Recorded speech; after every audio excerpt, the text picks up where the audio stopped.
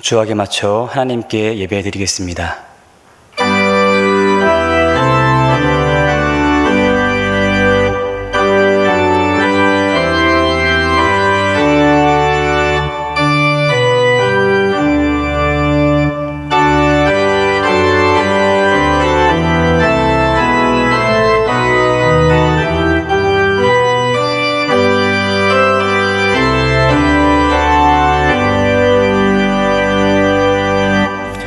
할렐루야. 그의 성소에서 하나님을 찬양하며 그의 권능의 궁창에서 그를 찬양할지어다. 그의 능하신 행동을 찬양하며 그의 지극히 위대하심을 따라 찬양할지어다. 이스라엘아 들으라. 우리 하나님 여호와는 오직 유일한 여호와이시니 너는 마음을 다하고 뜻을 다하고 힘을 다하여 내 하나님 여호와를 사랑하라. 아멘.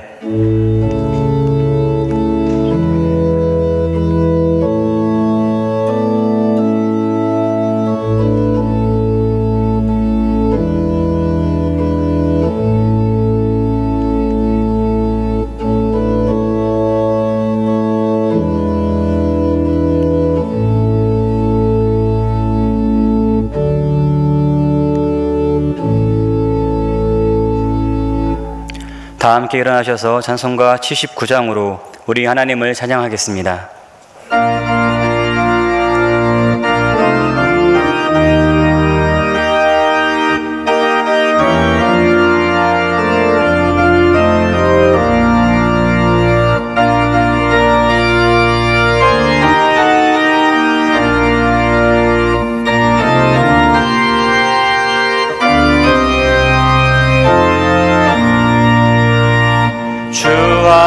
하나님 지으신 모든 세계 내 마음속에 그리어볼 때 하늘의 별 울려 퍼지는 내 성 주님의 권능 우주에 찼네. 주님의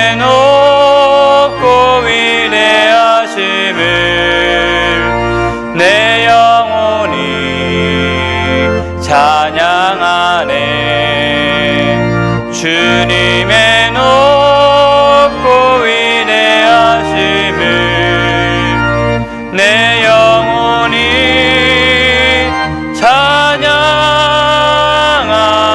찬양하네.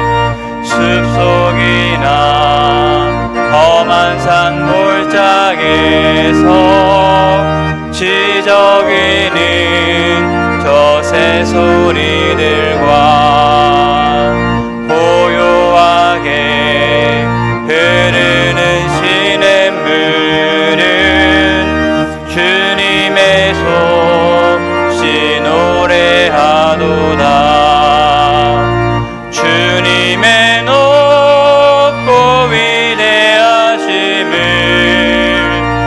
내 영혼이 찬양하네. 주님의 높고 위대하심을 내 영혼이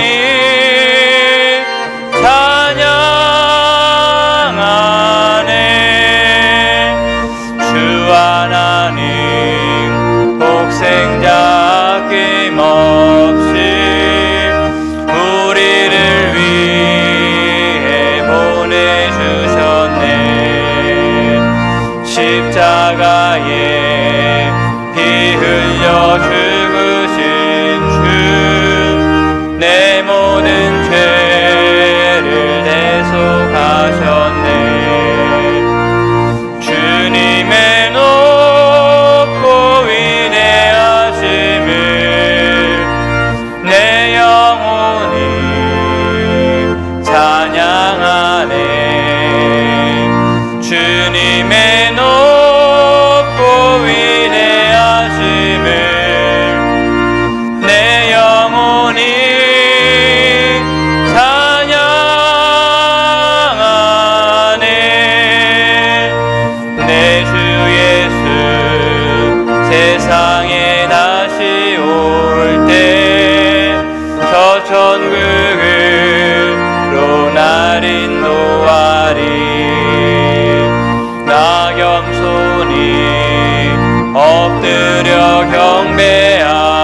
부르며 영원히 주를 찬양하리라. 주님의 높고 위대하심을 내 영혼이 찬양하네. 주님의 높고 위대하심을 내 영혼이 찬양하네.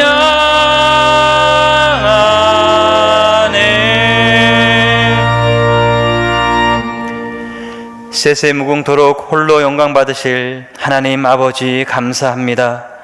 거룩한 주일을 맞이하여 하나님을 사랑하는 성도들이 성전에 함께 모이게 하시고 각자 있는 곳에서 예배 자리로 나와 하나님께 영광을 돌리며 예배하게 하시니 감사드립니다.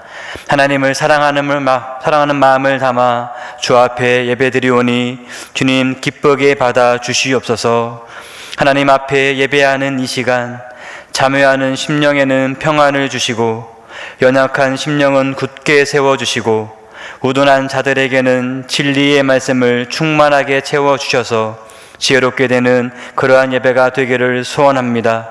오늘도 예배를 통하여 전해지는 진리의 말씀을 통하여 우리의 믿음의 반석이 더욱 굳건히 세워지게 하여 주시옵소서.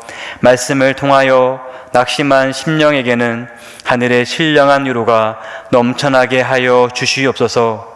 그렇게 고난과 슬픔을 당한 자들도 능히 세상을 이길 수 있는 굳건한 믿음을 더하여 주시는 그러한 예배가 되게 하여 주시옵소서. 거룩하신 하나님, 우리 아버지, 저희들은 하나님 아버지의 온전하심과 같이 온전하게 되기를 소원하고 있습니다. 하지만 연약한 육신에 매여 원하는 바와는 달리 늘 실족하고 넘어지는 연약한 존재들임을 고백하오니 하나님의 크신 사랑으로 붙들어 주시옵소서. 저희들의 입술로 하나님의 사랑을 전하는 말을 해야 하지만 더러운 말은 입 밖에도 내지 말라 하셨던 말씀을 기억하지 못하고 지난 한 주간도 추하고 과격한 말로 하나님의 영광을 가리우고 듣는 사람들의 마음을 불편하게 만들었습니다. 음행과 온갖 더러운 것과 탐욕은 이름조차 부르지 말라 하셨는데 저희들은 오히려 그 죄악된 것들을 즐기고 추구하며 살아왔습니다. 하나님만 의뢰하고 믿음으로 살아야 하겠다는 것은 결심에만 그치고 생활 속에서는 내 경험을 앞세우고 물질을 의지하며 위로운 길을 포기하는 삶을 살아왔습니다. 하나님의 자녀답게 살지 못한 모든 죄악들을 주 앞에 고백하오니 주님 용서하여 주시옵소서. 이제는 주님만 바라보며 하나님의 자녀다운 삶을 사는 우리 모두의 삶이 되게 하여 주시옵소서. 이 모든 간구를 예수 그리스도의 이름으로 기도드리오며 이제 지난 한 주간의 일을 돌아보며 하나님과 저만이 아는 죄를 자매드리옵니다.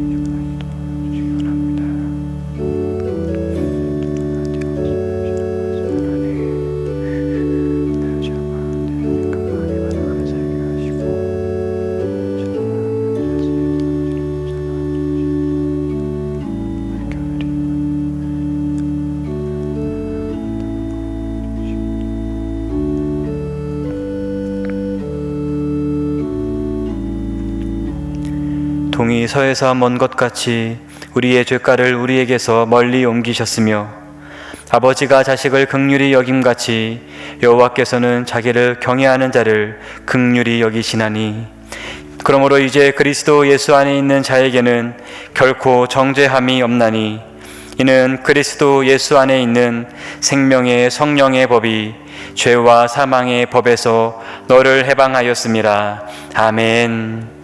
나는 전능하신 아버지 하나님, 천지의 창조주를 믿습니다. 나는 그의 유일하신 아들, 우리 주 예수 그리스도를 믿습니다. 그는 성령으로 잉태되어 동정녀 마리아에게서 나시고 본디오 빌라도에게 고난을 받아 십자가에 못 박혀 죽으시고 장사된 지 사흘 만에 죽은 자 가운데서 다시 살아나셨으며 하늘에 오르시어 전능하신 아버지 하나님 우편에 앉아 계시다가 거기로부터 살아있는 자와 죽은 자를 심판하러 오십니다. 나는 성령을 믿으며 거룩한 공교회와 성도의 교제와 죄를 용서받는 것과 몸의 부활과 영생을 믿습니다. 아멘.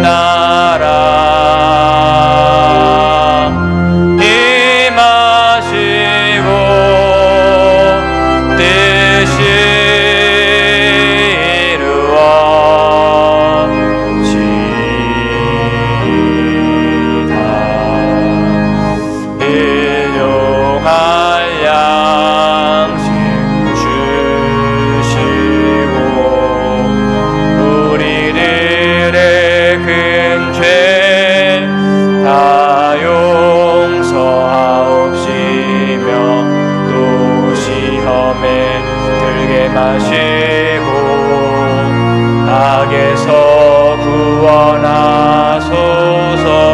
대개 주의 나라 주의 권세 주의 영광 영원히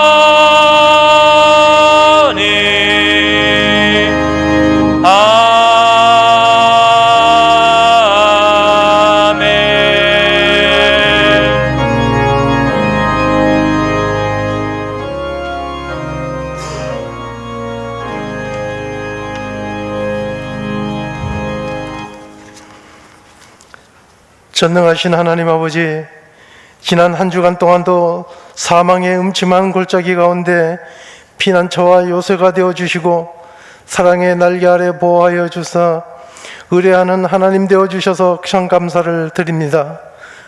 또한 재앙이 내게 가까이 하지 못하게 하리라, 내 모든 길에서 너를 지키리라 말씀하여 주심에 더욱더 감사와 찬송을 드립니다.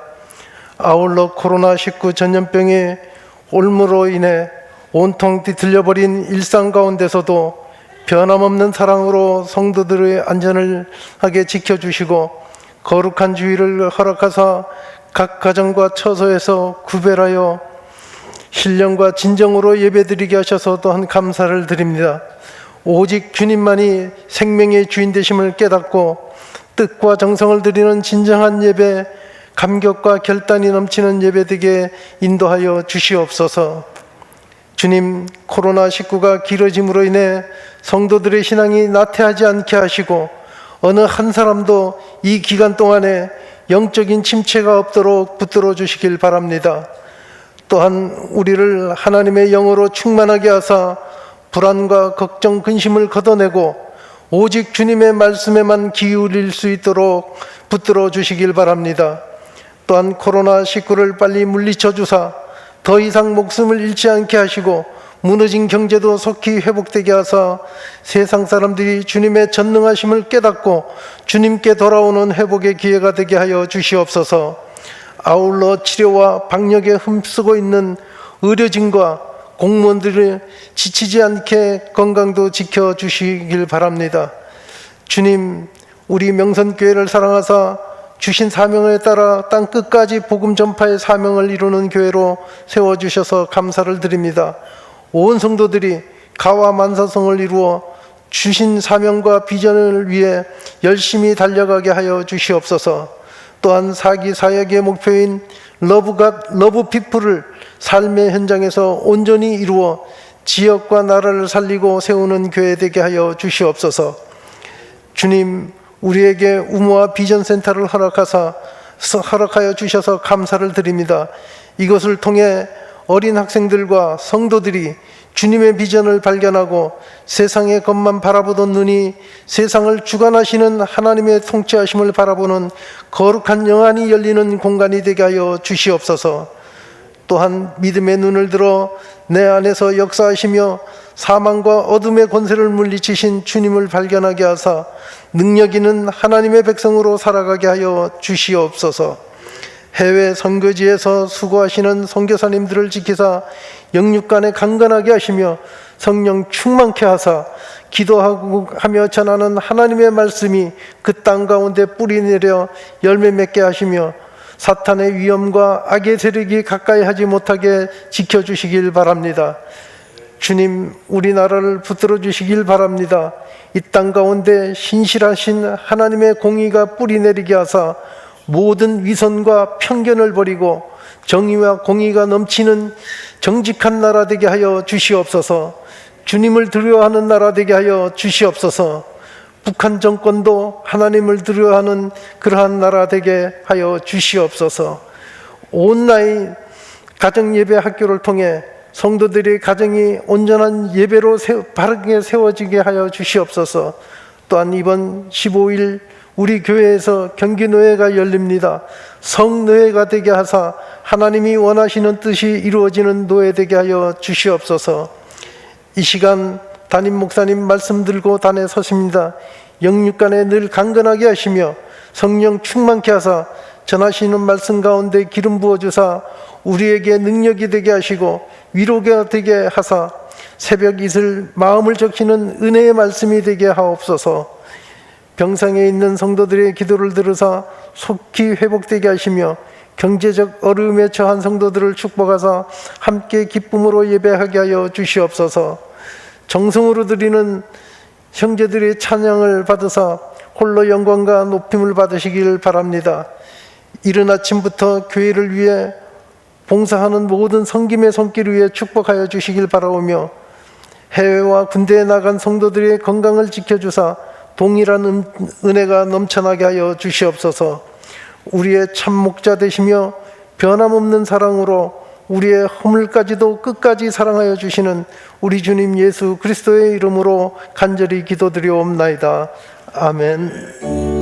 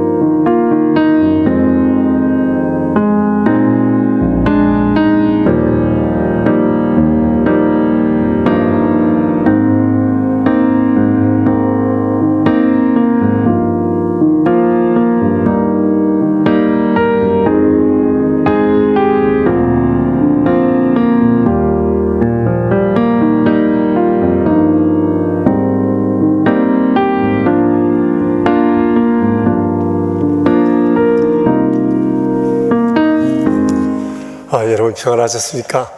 청명한 날씨 가운데 우리가 또 주일을 맞았습니다. 주님의 평강과 은혜가 성도님들과 또 직장과 사업장 위에 함께 하시기 바랍니다. 주님은 언제나 우리와 함께 하시고 뜻 가운데 우리를 이끄시니 우리의 시선을 온전히 주님께 고정했으면 좋겠습니다. 옆 사람들과 함께 우리 주의 사랑 함께 나눕시다. 샬롬으로 인사를 나눕시다. 샬롬. 가정에 계시는 성도님들께 샬롬. 또 다른 예배실에서 예배하시는 여러분들께도 주의 안부를 여쭙니다. 주보 안에서 이미 광고를 보셨지만 올해 추수감사주일은 11월 1일입니다. 평소처럼 우리가 추수감사주일을 보낼 수 없을 것 같아서 몇 가지를 준비했는데 더 풍성한 추수감사주일이 되었으면 좋겠습니다. 여러분 함께 마음 모으시고 함께 이런 활동에 참여해 보시면 어떨까 싶습니다.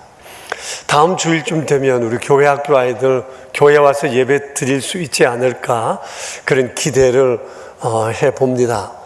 그런데 금주에 우리 아이들을 위해서 아이들 예배를 오후 3시 30분에 각 그 팀마다 준비를 했습니다. 미취학팀 각각, 그리고 취약초등팀, 청소년팀 따로 준비되어 있으니까 부모님들께서 같이 시간 내셔서 지금도 함께 예배하시고 또 3시 반 아이들의 예배에 동참하시고 또 IPS로 아이들과 함께 나눔을 해주시면 아이들의 신앙 성장에 도움이 될 것 같습니다.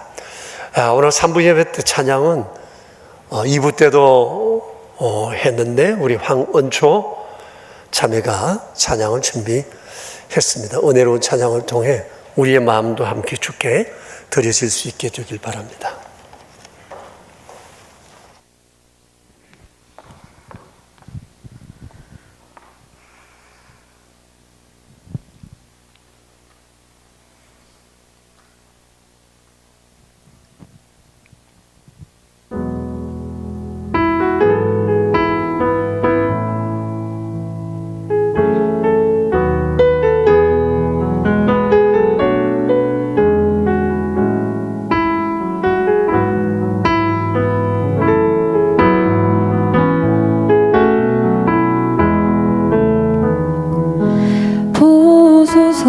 주님 나의 마음을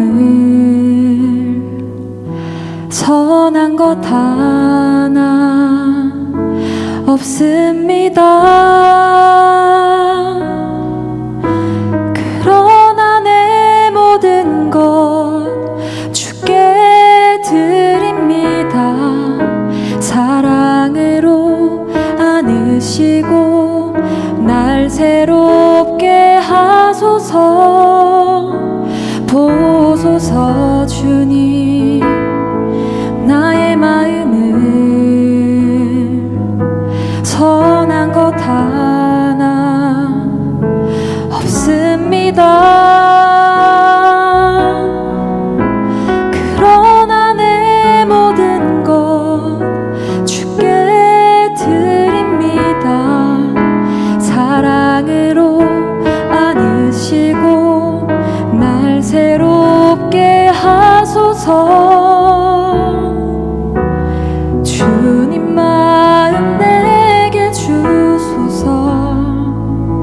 내 아버지 주님 마음 내게 주소서. 나를 향하신 주님의 뜻이 이루어지도록 주님 마음 내게 주소서.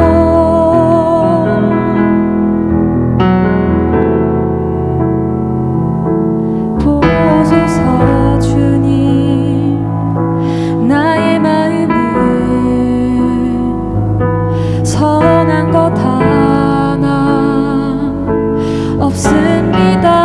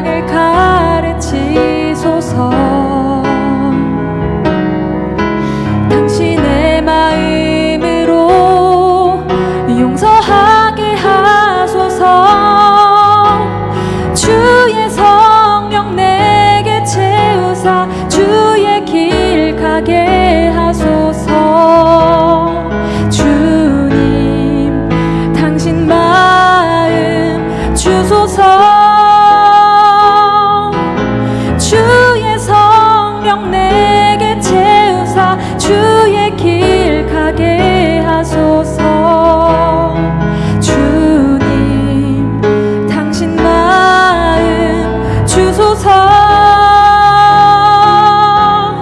주님 마음 내게 주소서.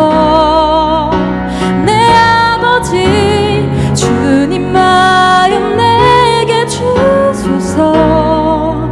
나를 향하신 주님의 뜻이 이루어지도록 주님 마음 내게 주소서. 주님 마음 내게 주소서. 내 아버지 주님 마음 내게 주소서. 나를 향하신 주님의 뜻이 이루어지도록 주님 마음 내게 주소서. 주님 마음 내게 주소서. 주님 마음 내게 주소서.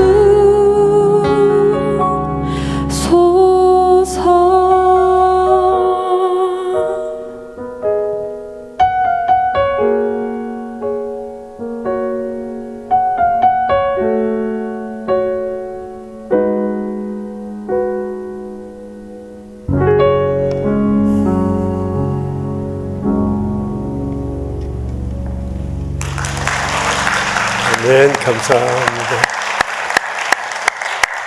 여러분 다 마스크 쓰고 계시는데 찬양하기가 얼마나 어려운지 아십니까? 이 찬양을 들을 때 청중들의 이 표정이 있어야 되는데 탁 쓰고 가만히 계시니까 다음부터는 찬양을 하면 몸을 살랑살랑 흔드시든지 눈으로 반가움과 은혜를 막 표현하든지 이거 좀 필요할 것 같은데 제가 앞에서 못 봐서 잘 모르겠습니다만은 잘 그래 하셨죠? 네, 은조자매 감사합니다. 보통 힘든 거 아니지? 근데 너무 잘했어요. 감사해요. 우리 이제 하나님 말씀 함께 보겠습니다. 마태복음 11장 1절에서 6절에 있는 말씀입니다. 이를 살아계신 하나님의 말씀인데요. 오늘 성경 읽기 1과 맨 앞부분에 있는 말씀입니다. 이제 주님의 말씀을 우리가 함께 받들어 읽겠습니다.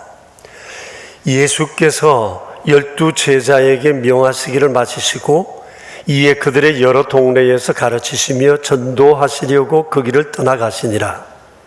요한이 오게서 그리스도께서 하신 일을 듣고 제자들을 보내어 예수께 여짜오되 오실 그이가 당신이 오니까 우리가 다른 일을 기다리오니까. 예수께서 대답하여 이르시되 너희가 가서 듣고 보는 것을 요한에게 알리되 맹인이 보며 못 걷는 사람이 걸으며 나병 환자가 깨끗함을 받으며 못 듣는 자가 들으며 죽은 자가 살아나며 가난한 자에게 복음이 전파된다 하라. 누구든지 나로 말미암아 실족하지 아니하는 자는 복이 있도다 하시니라. 아멘. 여러분 오늘부터 우리가 신약 성경의 말씀을 묵상하게 됐습니다. 먼저 질문을 하나 하겠습니다. 왜 신약 성경이라 하신 걸까요? 왜 신약이라 했을까요? 이는 구원에 대한 하나님의 새로운 약속이라는 의미입니다. 복음이라고 얘기하기도 하죠.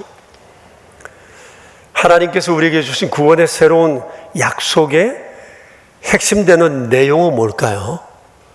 그것은 예수님을 그리스도로 믿는 자를 하나님의 자녀가 되게 하고 영원한 생명을 주신다라고 하는 이런 약속입니다. 여러분, 이것은 너무너무 중요한 것입니다. 왜냐하면 인생의 판을 바꾸는 일이기 때문입니다. 하나님과 예수님과 함께 살아가는 삶입니다. 이 안에 인생의 참된 평안과 행복이 담겨 있기 때문입니다. 경험해보지 못한 사람은 이 길을 알 수가 없습니다. 하나님께서 그리스도를 믿는 자, 예수님을 그리스도를 믿는 자에게 이 놀라운 은총을 약속해 주셨습니다. 그러면 구약 성경은 뭐죠? 구약 성경은 이를 약속하신 것을 기록한 내용입니다. 그리고 신약 성경은 이 약속이 예수님을 통해서, 이게 중요합니다. 예수님을 통해서 이루어진 사실을 알려준 내용들로 기록되어져 있는 성경이라 말할 수가 있습니다. 이 세상엔 예수님을 그리스도로 믿는 사람의 숫자가 한 25억 명 정도 되고 우리나라에는 한 1,000만 명쯤 됩니다. 모두가 하나님을 아버지로 섬기고 있는 한 믿음의 공동체라고 말할 수가 있을 것입니다. 오늘 우리는 마태복음 11장을 보게 됐는데 11장에 우리가 오늘 읽은 내용의 중심 포인트는 예수님은 왜 그리스도시며 복음이신가라고 하는 것에 관해서 말씀하고 있습니다. 예수님이 이런 분이시라는 것을 공개적으로 제일 먼저 선포한 사람이 세례 요한입니다. 오늘 성경에 나오는 이 세례 요한입니다. 세례 요한은 세상에 와서 예수님이 누구신지를 사람들에게 얘기하는 일에 자신의 삶을 걸었던 사람입니다. 정말 위대한 하나님의 사람이요 그리스도 예수님의 전령이라 볼 수가 있습니다. 세례 요한이 어떤 분인지에 대해서 성경에 기록된 대로 마태복음을 중심해서 말씀을 드린다면 그는 매우 경건했습니다. 평생 순교하기 직전까지 하나님을 경외한 그런 사람이었습니다. 그의 생활 방식은 아주 독특했습니다. 그는 광야에서 주로 생활하게 되었는데 낙타털 옷을 입고 가죽띠를 띠고 메뚜기와 습청을 음식으로 먹었습니다. 그는 기적을 행했다는 기록은 없지만 그의 메시지는 매우 선명했습니다. 그의 메시지의 핵심은 회개하라, 천국이 가까이 왔다라고 하는 것입니다. 그분은 주로 회개에 초점을 맞추어서 메시지를 전했는데 그의 회개의 메시지를 들은 사람은 마치 천둥 소리를 들은 것 같은 두려움을 느꼈습니다. 그래서 온 나라에 영적 각성이 일어나게 되었고 예루살렘과 온 유대와 그리고 요단강 주변에 있는 모든 사람들이 세례 요한에게 몰려왔습니다. 그 중에는 유대교 지도자들과 로마의 군인들도 있었습니다. 그들은 모여와서 회개했고 세례를 받았고 천국에 대한 소망을 그들 안에 키워 갔었습니다. 이러한 세례 요한의 메시지는 매우 직설적이어서 헤롯 임금의 부도덕함에 대해서도 그침이 없었습니다. 그래서 그는 이것 때문에 미움을 사서 감옥에 갇히게 되었지만 감옥, 죽음 이런 것 전혀 두려워하지 않았습니다. 이러한 세례 요한의 모습을 본 사람들은 저 사람이 우리가 기다리던 메시아가 아닐까라고 하는 것에 대한 기대를 하게 되었습니다. 그러나 세례 요한은 칼같이 선을 그었습니다. 나는 메시아가 아니다. 그리고 마태복음 3장에 보면 그는 이렇게 얘기를 합니다. 나는 너희를 회개케 하기 위해 물로 세례를 주는 사람이지만 나 뒤에 나보다 능력이 크신 분이 오시는데 나는 그분의 신발을 들기도 감당하지 못할 사람이다. 그분은 성령과 불로 너희들에게 세례를 주실 것이며 손에 키를 들고 자기의 타작마당을 정하게 하시는데 알곡은 모아 곳간에 들이고 쭉정이는 모아 불에 던져 사른다고 얘기를 했습니다. 이처럼 세례 요한의 메시지는 매우 분명했고 그는 회개하라를 끊임없이 외쳤습니다. 그러는 중에 헤롯 왕의 잘못을 책망했다는 이유로 감옥에 갇혀 결국 그곳에서 순교하고 말았습니다. 그러나 그는 정말 위대한 삶을 살다 간 하나님의 사람이었어요. 이 일을 계기로 해서 사람들의 관심은 더욱 예수님께 집중하게 되었고 예수님께 몰려오게 되었습니다. 예수님의 핵심 메시지도 세례 요한과 별반 다르지 않았지만 예수님의 생활 방식은 달랐습니다. 세례 요한은 한 곳 광야에 머물면서 끊임없이 회개를 외쳤지만 예수님은 두루 다니면서 회개하라, 천국이 가까웠다는 말씀을 외쳤고, 가시는 곳마다 주님은 가르치시고 전도하시고 백성들의 약함과 병든 것을 기적으로 고쳐 주셨습니다. 근데 어찌된 영문인지 세례 요한이 예수님이 메시아시라는 사실을 어느 날 의심하기 시작했던 겁니다. 어떻게 이렇게 주님을 증거했던 이 사람이 예수님의 그리스도 되심을 의심할 수 있었을까요? 여러분 2절 3절을 보시면 그가 감옥에 있던 어느 날 자기 제자들을 예수님께 보내어 이렇게 질문하겠습니다. 오실 그이가 당신이십니까? 아니면 우리가 다른 일을 기다려야 합니까? 다시 말하면 당신이 그리스도이시라는 사실에 대해서 믿을 수가 없다, 그런 얘기입니다. 세례 요한의 생각에 적어도 메시아시라면 좀 전에 자기가 증거했던 것처럼 손에 키를 들고 타작마당을 정하게 하시고 알곡과 쭉정이 가려서 불태우고 사정없이 생각할 텐데, 예수님께서 사역하시는 방식이 자기가 생각하는 메시아의 사역 방식과 다르다는 그런 생각을 하게 됐던 겁니다. 정말 자기보다 훨씬 세게 나올 줄 알았는데 예수님께서 전혀 그렇지 않으셨다는 겁니다. 주님은 온유하고 겸손하게 사역을 행하신 거예요. 도무지 이해할 수가 없었습니다. 자기는 헤로드 임금의 잘못을 책망해서 지금 감옥에 갇혔는데 저분은 뭐냐는 거예요. 그리고 내가 감옥에 갇혔지만 나를 위해 구명운동도 하지 않고 불의한 정치인과 임금에 대해서 단호한 태도로 꾸짖지도 않고 로마 제국의 앞제되어 살아가고 있는 이 나라 백성들을 구해내기 위해서 독립운동을 할 의도도 전혀 보이지 않았던 겁니다. 그래서 세례 요한은 예수님의 이런 태도를 전혀 이해할 수가 없었고, 이분은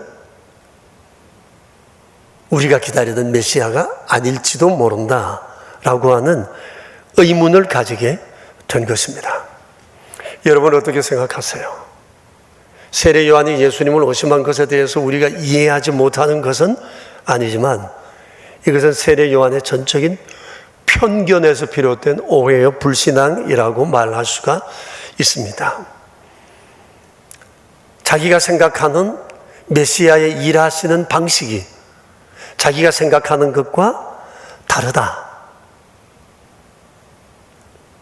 이래서 그런 편견을 가졌지만 우리가 사실 세상을 살아가다 보면 편견이 생기는 여러 가지 이유들이 있을 것입니다.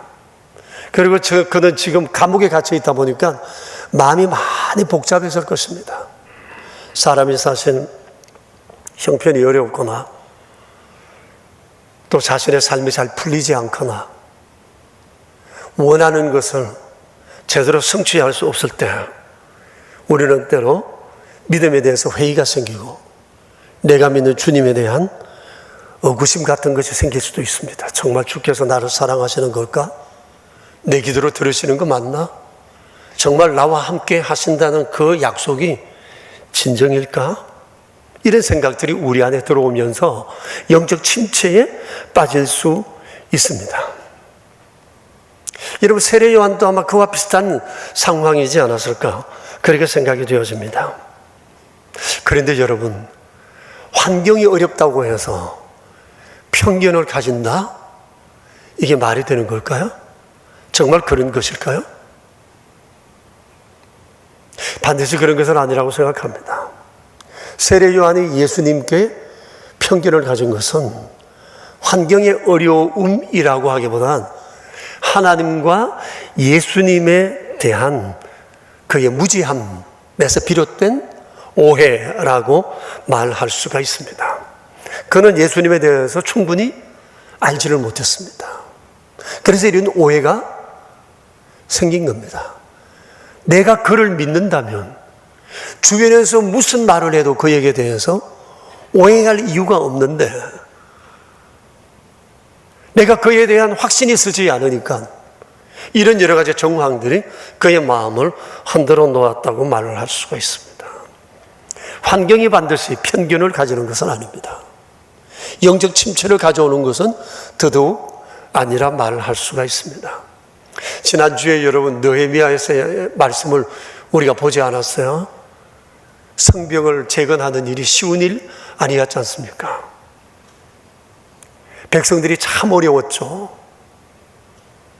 그런 가운데 느헤미야가 어떻게 그들을 독려했습니까? 지극히 크시고 두려우신 주를 기억하라.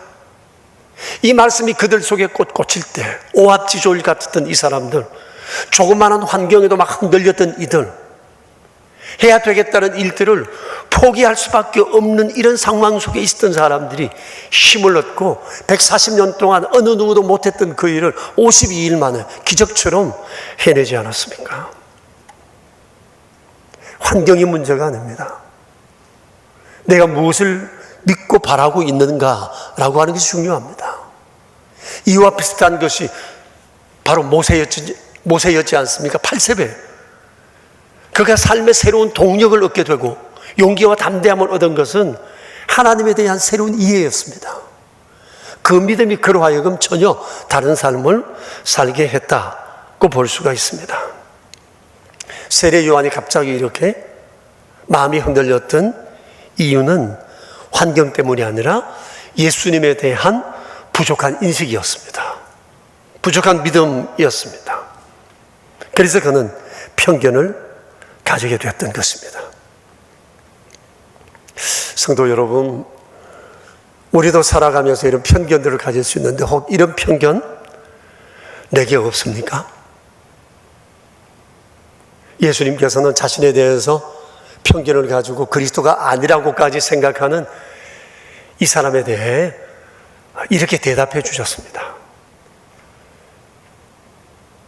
주님이 세례 요한에게 하셨던 이 대답을 통해 우리 안에 우리가 살아가면서 혹 겪게 될 편견, 오해, 주님에 대한 신앙의 의구심 이런 것들을 우리가 풀 수 있는 그런 지혜를 얻을 수 있었으면 좋겠습니다. 첫째는 예수님 자신이 하신 일을 통해서 주님은 자신이 그리스도이심을 분명히 확정해 주셨습니다.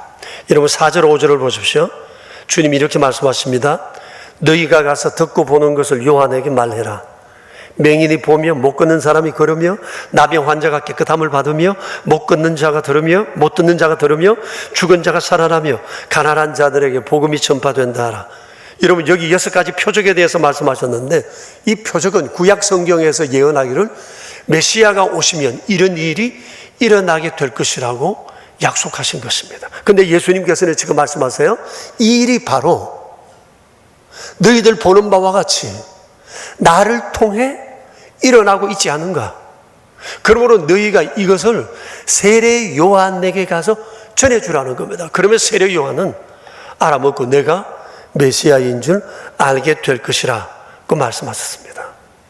여러분, 예수님이 메시아이시요 그리스도이신 것을 우리가 확신할 수 있는 가장 중요한 증거는 주님이 행하신 일입니다. 더 확실한 것은 예수님의 십자가와 부활과 성천의 사건입니다. 사실보다 더 중요한 증거는 없기 때문입니다.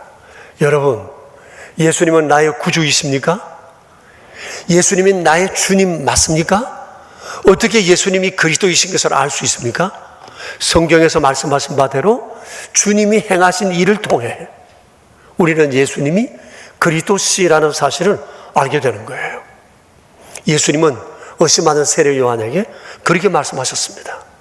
자신이 하신 일을 통해 나는 그리스도다고 말씀하신 거예요. 그리고 두 번째 의심하는 그에게 주신 확정은 주님께서 친히 내가 바로 그리스도라고 말씀하셨기 때문입니다. 첫 번째 요인은 주님이 하신 일을 통해 말씀하셨다면, 두 번째는 주님이 내가 그리스도라고 말씀하시기 때문이에요. 여러분 5절 후반부를 보시면 내 하는 일을 통해 복음이 전파되고 있다. 이 복음은 메시아를 통해서 전파되는 것이거든요. 그러니까 주님은 내가 곧 복음 그 자체라는 것을 말씀하신 거예요. 여러분 이게 중요합니다. 주님이 그렇다고 말씀하시면 그런 겁니다. 이 주님의 말씀에 대한 절대성, 이게 기독 신앙입니다. 하나님은 항상 오르시며 주님이 하시는 말씀은 항상 오르시다고 믿는 것이 우리 그리스도인입니다. 아마 세례 요한의 제자들이 세례 요한에게 와서 주님이 하신 말씀을 전했을 때 세례 요한은 아차했을 겁니다. 그리고 그는 감옥에서 크리스찬이 됐을 겁니다. 이분이 메시아시구나는 사실을 알게 됐을 거예요. 여러분 예수님을 믿지 않으면, 성경을 믿지 않으면 크리스찬 아닙니다. 종교인이 될 수는 있습니다. 세상에 성경을 잘 아는 사람들이 있습니다. 그러나 이것을 진리로 받아들이지 않으면 그런 그리스도인은 아닙니다. 그래서 주께서 이어서 이렇게 말씀하세요. 6절을 보시면 누구든지 나로 말미암아 실족하지 아니하는 자가 복이 있다고 말씀하십니다. 실족하지 않아야 복이 있어요. 여러분 실족이 뭐죠? 세상에 일어나는 일들을 믿음의 눈으로 바라보지 않음으로 인해서 흔들리는 현상을 두고 말합니다. 이렇게 되면 세례 요한이라도 별 수 없습니다. 안 믿으면 흔들리는 거예요. 모든 상황을 믿음의 눈으로 보지 않으면 흔들려요. 그래서 신앙의 문제뿐만 아니라 우리의 삶에 일어나는 모든 삶의 문제도 다 동일하다고 볼 수 있습니다.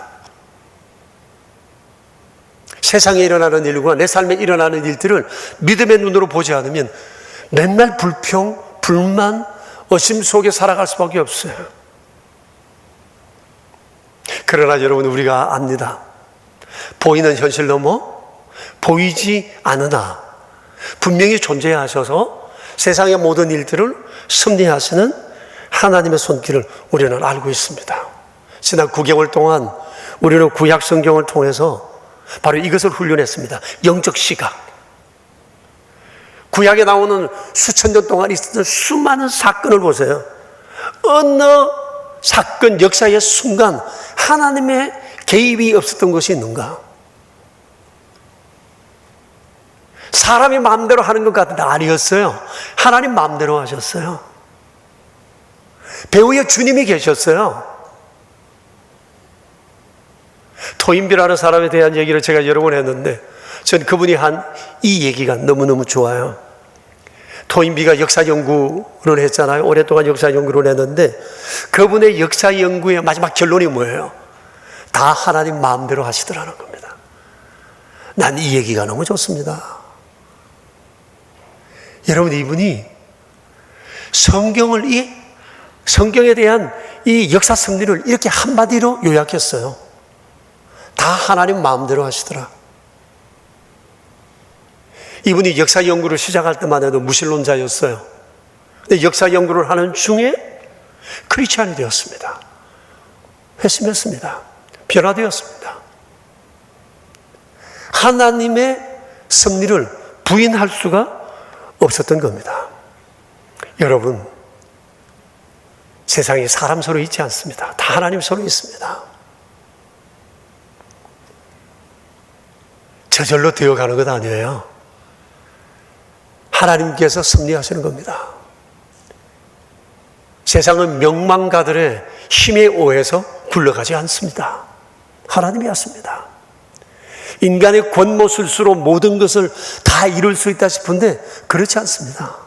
하나님 손에 있습니다. 하나님이 하십니다. 당장에는 보이지 않습니다. 당장에는 알 수가 없습니다.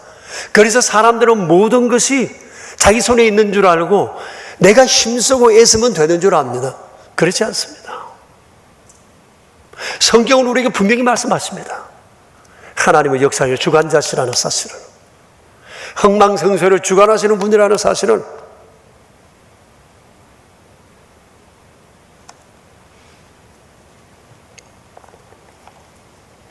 이를 믿는 것이 우리 그리스도인입니다. 그러니까 여러분, 내게 일어나는 일 역시도 마찬가지입니다. 당장에는 이해가 안 됩니다. 내가 왜 이렇게 힘들게 살아야 하는지, 이렇게 힘쓰고 애쓰는데 왜 그 일들이 내가 원하는 대로 풀려지지 않는지, 왜 나는 그런 일들을 만나야 했는지, 왜 그런 일들이 있어서 나를 행복하게 하는지, 불행하게 하는지 우리는 알지를 못하지만, 분명한 것은 내 뜻대로 안 돼도 하나님께서 마음대로 원하시는 대로 모든 것들을 허락하시어 이끌어 가신다는 사실을 아셔야 합니다. 이를 알 때 우리는 겸손하지 않을 수 없고, 이를 알 때 절망할 수 없는 것입니다. 이를 믿는 것이 그리스도인이에요. 우리가 잘 아는 작가 오 헨리라는 사람이 있습니다. 그분이 이런 얘기를 했어요. 길가에 있는 돌 하나도 목적 없이 존재하지 않는다. 여러분 그렇게 믿었어요?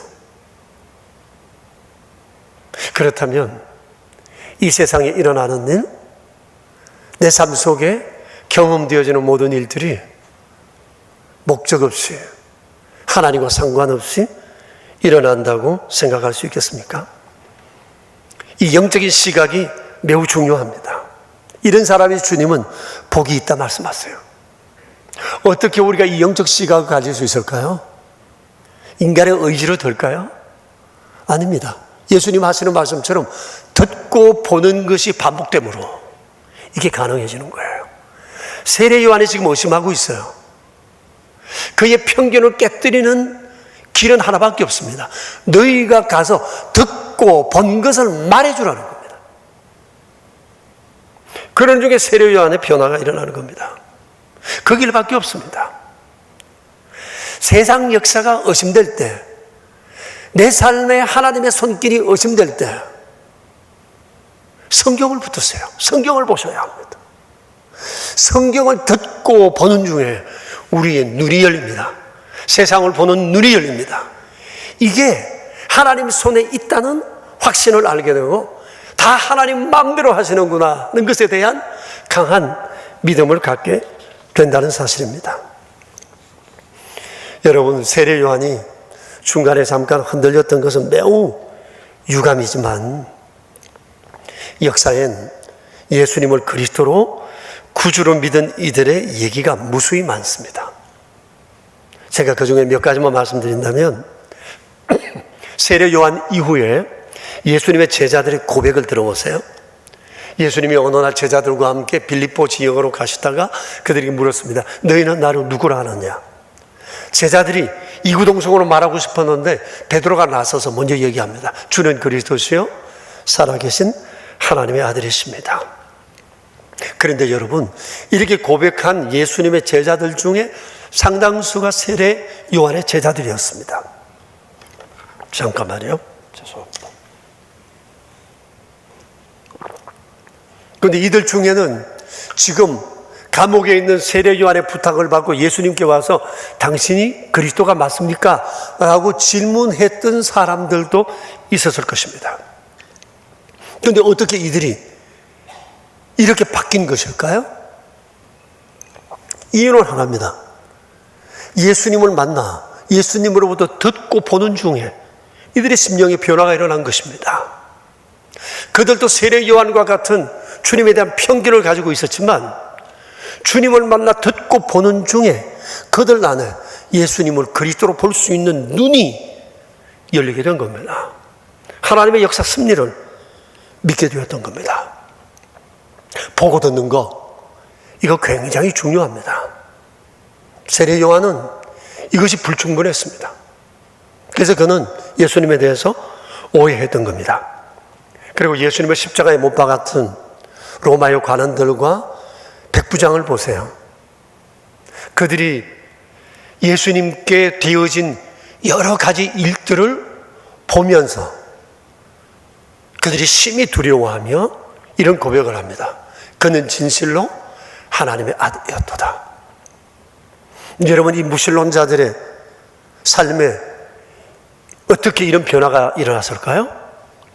오랫동안 예수님을 신문하고 십자가에 매달고 하는 과정을 통해서 그들은 보았어요. 주님의 음성을 들었어요. 듣고 보는 중에 그들의 심령 속에 예수님에 대한 생각의 변화가 일어나게 되었던 겁니다. 우리가 잘 아는 유명한 영화 벤허라는 영화가 있습니다. 여러분 중에도 몇 번씩 벤허라는 영화를 보신 분들이 많으실 거예요. 안 믿는 사람들도 이 영화는 좋아한다고 그러지 않습니까? 몇 년 전에 새로운 버전으로 나왔습니다. 봤는데 좀 낯설기는 해도 보다 보면 몰입하게 됩니다. 주제는 동일하잖아요. 예수님은 그리스도시요 나의 주님이시다. 그런 얘기입니다. 허 가문의 아들의 고백입니다. 그게 벤허라는 의미인데요. 이 벤허라는 소설을 쓴 분이 류 웰리스라는 사람입니다. 이 사람은 기독교에 대해서 굉장히 적대적인 사람이었어요. 그래서 기독교로 공격할 예수님은 그리스도가 아니시다라고 하는 것을 온 사람들에게 알리기 위해서 책을 써야 되겠다고 결심하고 동분서주했습니다. 자료들을 모았습니다. 그런데 그렇게 글을 쓰는 중에 그는 예수님이 그리스도시라는 사실을 부인할 수가 없었습니다. 그래서 예수님을 영접했고 크리스찬이 됐습니다.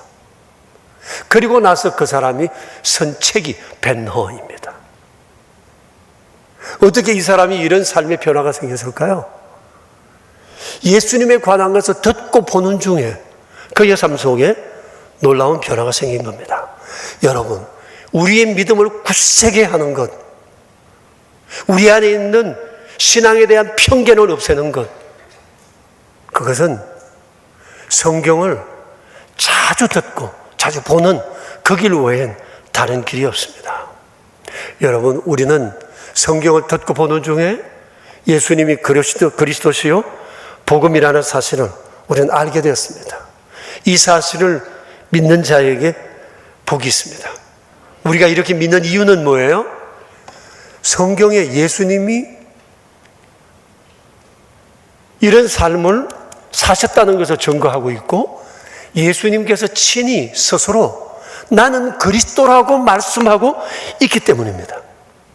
그렇기 때문에 누가 뭐라고 해도 이 사실을 믿는 일에 흔들리지 말고 천국 가는 그날까지 우리 믿음 붙들고 세상이 줄 수 없는 참된 평강과 주님 안에서의 그 행복을 맛보며 누리며 살 수 있게 되길 바랍니다. 그러나 세상엔 지금 예수님에 대한 편견이 너무너무 심합니다. 주님은 이런 자들도 주의 자녀 삼기를 원하십니다. 어떻게 해야 할까요? 그들에게 다른 길이 없습니다. 듣고 보게 해줘야 합니다. 안 믿으면 또 듣고 보게 해줘야 합니다. 이게 우리가 해야 할 일이요, 교회가 해야 할 일입니다. 선한 일, 교회가 해야 할 중요한 일이지만 그보다 더 중요한 것은 그것과 함께 반드시 복음을 듣고 보게 해주어야 합니다. 이 말씀은 성령의 감동에 의해서 사람을 변화시킬 수 있기 때문입니다. 여러분, 우리 안에 있는 편견을 벗는 길, 세상의 수많은 사람, 기독교에 대한 오해를 벗게 하는 길, 그것은 하나님의 말씀을 끊임없이 들려주고 보여주는 것입니다. 오늘 우리는 그 엄청난 편견 가운데 자칫하면 실족할 뻔했던 한 사람, 세례 요한의 변화의 과정 속에 주님이 행하신 듣고 보게 하라는 말씀을 봤습니다. 우리 안에 일어나는 오해, 편견이 생길 때마다 여러분, 하나님 말씀으로 달려가시고 말씀 안에 묻히시고 삶의 의심이 일어날 때마다, 흔들릴 때마다 말씀을 붙드시면 그 가운데 하나님의 권능을 경험하게 될 줄로 믿습니다. 아름다운 은혜가 우리 평생 계속되게 되길 축복합니다. 우리 함께 기도합시다. 하나님, 우리 아버지 감사합니다. 어둠과 죄 가운데 살던 저희에게 주의 말씀을 들려주시어 하나님을 아버지로, 예수님을 구주로 믿을 수 있는 믿음 허락해 주신 것 감사합니다. 그러나 주님을 섬겨 살아오는 중에 종종 신앙에 있어, 우리의 삶에 있어 믿음으로 이해되지 않은 여러 상황들 앞에 우리는 편견과 오해로 불신앙적인 태도를 보인 적도 종종 있었습니다. 그러할 때마다 주께서는 저희를 말씀 가운데로 이끄시고 또 우리를 새롭게 하시어 하나님께서 원하시는 아름다운 믿음의 길 걷게 하셨습니다. 주님, 말씀 위에 굳게 서게 하사 흔들리지 않도록 저희를 붙들어 주시옵소서. 그리하여 그리스도는, 예수님은 그리스도시요 나의 주님인 것을 나만 믿을 뿐만 아니라 세상 가운데 담대히 선포하는 저희 되게 하시며, 저희를 통하여 이 세상에 하나님의 뜻이 하늘에서 이루어진 것처럼 땅에서도 이루어지며 하나님의 나라가 이 땅에 속히 오는 아름다운 은총을 보게 하여 주시옵소서. 우리의 구세주 예수 그리스도 이름으로 기도드리옵니다. 아멘. 이제 우리 다 함께 일어나셔서 80장으로 주님을 찬양합시다. 옆 사람들과 우리 함께 인사를 나눌까요? 샬롬, 샬롬. 가정에서 예배하시는 성도님들께도 샬롬입니다. 80장 우리 함께 찬양합시다.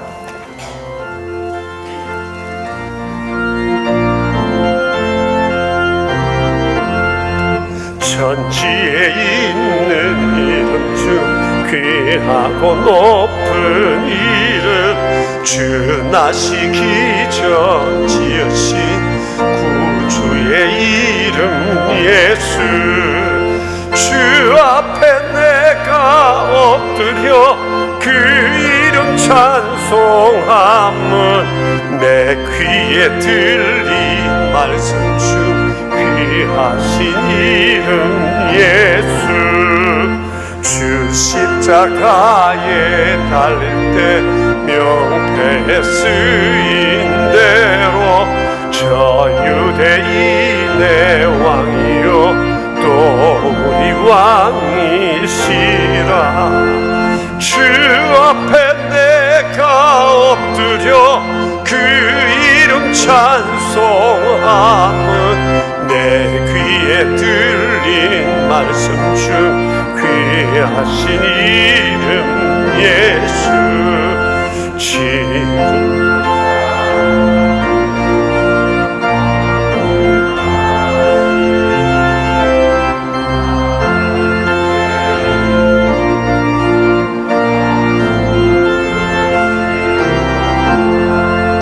주 앞에 내가 엎드려 그 이름 찬송함은 내 귀에 들린 말씀 중 귀하신 이름 예수.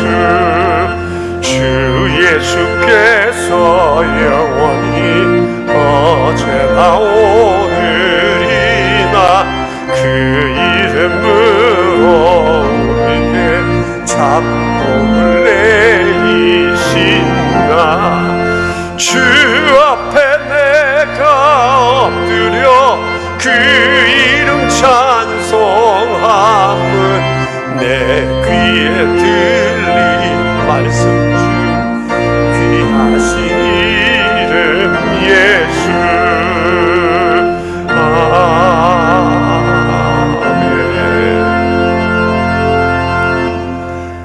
하나님 아버지, 저희를 자녀 삼아 주시고 그리스도인 되게 하신 것을 감사합니다. 하나님께서 우리에게 베푸신 이 거룩한 믿음 위에 저희를 굳게 세우사 우리의 평생 이 거룩한 믿음 안에서 이 믿음을 자랑하며 살아갈 수 있도록 도와주시옵소서. 귀하신 은총을 감사드리며 이 시간 예배 중에 적어나 정성껏 구별하여 주님 앞에 예물을 드렸습니다. 여러 모양으로 드려진 귀한 예물을 받으시오며 주 알지 못하는 사람들은 살리는 아름다운 물질 되게 하옵소서. 가정에서 가족들이 함께 모아 예물을 드리는 귀한 손길들, 또 온라인으로 이체한 귀한 믿음의 손길들, 한 분 한 분의 그 헌신의 손길들을 복되게 하시어 우리 평생 마음과 뜻과 성품을 다하여 주님을 높이며 살아가게 하옵소서. 우리의 구세주 예수 그리스도 이름으로 기도드리오며 이제는 우리의 길 되신 주님 예수 그리스도의 은혜와 만복의 근원 되신 하나님 아버지의 크신 사랑하심과 날마다 저희를 이 믿음의 길로 이끄시는 성령님의 교통하심이 모인 저희 무리들과 명선의 모든 가족들과 주님의 몸 되신 교회 위에 이제로부터 영원히 함께 계시옵기를 간절히 축원하옵나이다. 아멘.